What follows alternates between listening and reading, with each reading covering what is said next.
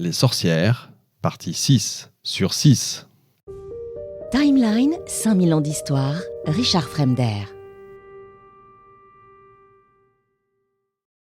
Une sorcière aussi décrit le sort des enfants volés. Je cite : « Nous les mettons à cuire dans un chaudron jusqu'à ce que la chair se détache des os et devienne bien liquide.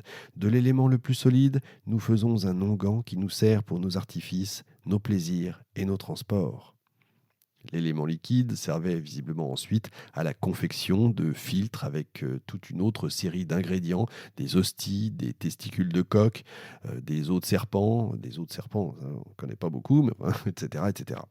Pour profaner tranquillement les hosties, dit encore le Malleus, c'est bien les sorcières font semblant de les recevoir normalement à l'église, comme tout le monde, mais en réalité les gardent en bouche jusqu'à ce qu'elles soient seules. Alors, elles les recrachent et les ramènent chez elles, où elles les jettent dans une marmite avec des crapauds. Le plus important dans ce livre, qu'on peut acheter, qui est tout à fait, qui est d'ailleurs toujours réédité, c'est un des livres les plus vendus, c'est assez étonnant, le Malleus Maleficarum, le marteau des sorcières. Dans ce livre, le plus important, c'est la conviction des auteurs de l'intention des sorcières à constituer une sorte de secte conspiratrice dissimulée au sein de la société. Dans leur secte, elles s'aiment entre elles, elles excluent les hommes, ça renforce une solidarité secrète, si vous voulez, y compris sexuelle.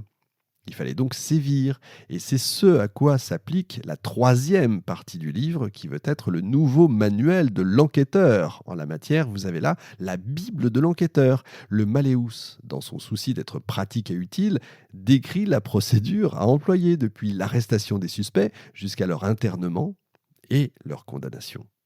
Et il faut fouiller de fond en comble la maison des sorcières, parce qu'elles y dissimulent souvent des objets qui peuvent être des preuves. On les interroge, hors de préférence les dimanches ou lors de fêtes des grands saints, ce qui les rend plus vulnérables aux questions des inquisiteurs.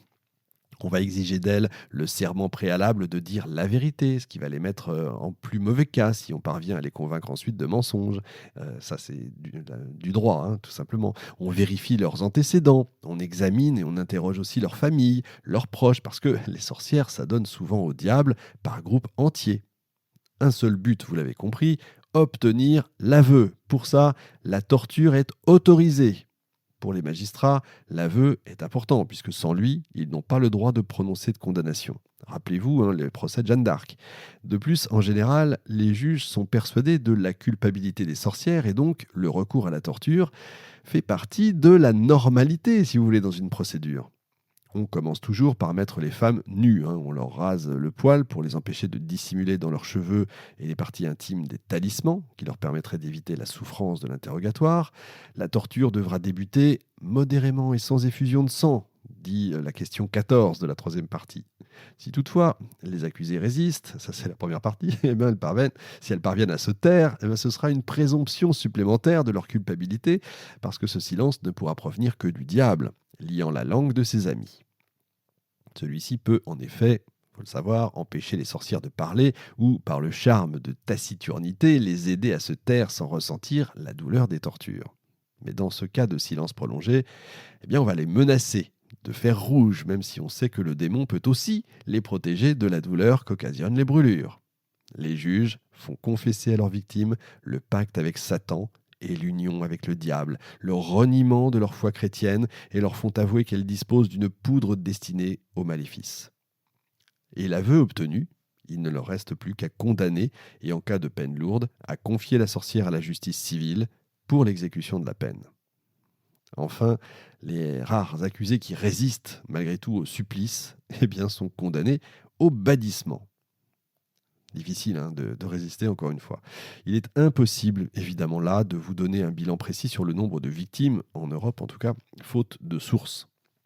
Les chiffres ne peuvent pas non plus prendre en compte les exécutions sommaires. Mais on peut situer, quand même, avec les archives qu'on a, surtout en provenance d'Allemagne, que sur 100 000 accusations environ relevées à cette période en Europe occidentale, 50 000 personnes ont été exécutées, dont 40 000 étaient des femmes. Après toutes ces informations, là on est l'égalité homme-femme, vous voyez. Après toutes ces informations, il y a quand même un petit détail assez récurrent dans ces histoires de sorcières.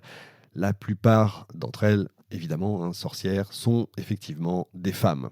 C'est pas un produit du hasard, vous l'aurez bien compris. Le Malleus présente les femmes comme des êtres peu nuancés, capables de distinguer le bien du mal. En plus d'être crédules, plus impressionnables, influençables, bavardes et perfides que les hommes, je cite le livre, elles sont, je cite là encore, déficientes d'âme et de corps, inférieures aux hommes en ce qui concerne l'intelligence et la compréhension des choses spirituelles. Vous savez, je fais encore une fois un aparté. Je fais beaucoup d'interviews en parallèle, de DRH, etc., pour une autre vie parallèle. Et beaucoup travaillent évidemment sur l'égalité homme-femme, et beaucoup me disent ça vient de loin, etc., etc. Vous voyez, un des exemples, encore une fois, c'est vrai que tout ça vient d'assez loin, même si parfois je dis que l'égalité homme-femme, on pourrait tout à fait en discuter, parce que parfois les femmes ont été, même parfois, j'allais dire souvent, ont été plus intelligentes, plus puissantes et plus fortes que les hommes, mais ça, c'est une autre histoire. La raison de cette infériorité est attribuée à la nature même de la femme. Je cite: « Or, de cela, la raison naturelle, c'est qu'elle est plus charnelle que l'homme. On le voit de par ses multiples turpitudes, puisqu'elle a été faite d'une côte courbe, c'est-à-dire d'une côte de la poitrine, tordue et comme opposée à l'homme. Il découle aussi de ce défaut que, comme un vivant imparfait, elle déçoit toujours. » Et voilà, le Malleus dénonce la source de cette corruption de la femme, la concupiscence de la chair et la passion charnelle qui est insatiable et inassouvissable chez elle, et qui la pousse forcément à s'abandonner au vice ou à, je cite, satisfaire ses passions dépravées. L'optique peu nuancée, on va le dire, du Malleus met en évidence la faiblesse de caractère, d'intelligence, de volonté, de mémoire de la femme qui, incapable de s'imposer par la force, le fait par le biais de la séduction, perturbant comme ça l'encadrement sociétaire de la sexualité. En plus d'être obsédés par ce caractère charnel de la femme, les auteurs du Malleus sont habités par le fantasme de la femme dangereuse, à la sexualité débordante, incontrôlable, diabolique, au pouvoir inexplicable, un peu magique, inspirant bien plus de la crainte que de l'émerveillement et nécessitant du coup la mise en place de mécanismes de défense. L'Église leur refuse le droit de prêcher, de participer aux offices et d'administrer les sacrements. Elles sont exclues de la hiérarchie ecclésiastique, vous savez que c'est un des combats aujourd'hui. Leur lien avec le diable est donc indéfectible. En établissant une complicité entre certaines femmes et Satan, les auteurs du Malleus essaient de résoudre, consciemment ou pas d'ailleurs, le problème du mal.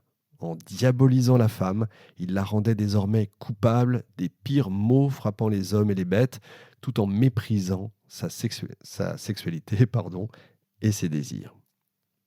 La sorcière serait donc la victime expiatoire située au point de rencontre de la peur spontanée des populations et de la peur réfléchie de l'élite intellectuelle de l'époque. Au niveau du village, son importance et sa fonction étaient en compétition directe avec celle du prêtre et des autorités locales. Au sein des communautés, la lutte pour le pouvoir ne pouvait trouver de répit que par la canalisation de l'agressivité sur un bouc émissaire. Dans le cas de la sorcière, seul le feu du bûcher était susceptible de purifier la société. La bibliographie, alors normalement elle est énorme, il nous a fallu faire beaucoup de recoupes pour faire attention évidemment à ne pas tomber dans la facilité, on va dire, grand public. Vous avez le Sabbat des sorcières de Carlo Ginzburg, très intéressant et très important. La sorcière et l'Occident de Guy Bechtel. La sorcière au village de Robert Munkenbled. Vous avez bien entendu donc, le marteau des sorcières, le Malleus Maleficarum. Et puis bien sûr aussi, j'en parle assez souvent, de Montaillou, village occitan, de Emmanuel Leroy-Ladurie, véritable bible là aussi qu'il faut lire, de ce livre, vous savez, qui parle, on est au XIIIe siècle. Et justement, c'est un inquisiteur qui va dans un village et qui va faire son enquête. Et vous avez toute l'enquête dans ce bouquin. C'est assez extraordinaire. Il va chercher justement les païens, il va chercher les sorciers, etc. Donc vous avez celui qui va définir et qui va nous donner exactement comment on vit à cette époque-là dans un village en Occitanie. Voilà. J'ai été ravi. On se retrouve bien entendu la semaine prochaine. L'émission 5000 ans d'histoire est désormais accessible gratuitement, divisée en 6 parties, du vendredi au mercredi. En vous abonnant pour 2 € par mois, le prix d'un café, vous avez accès à l'émission et aux plus de 300 autres, en entier, en exclusivité et surtout sans pub. Le lien est dans la description.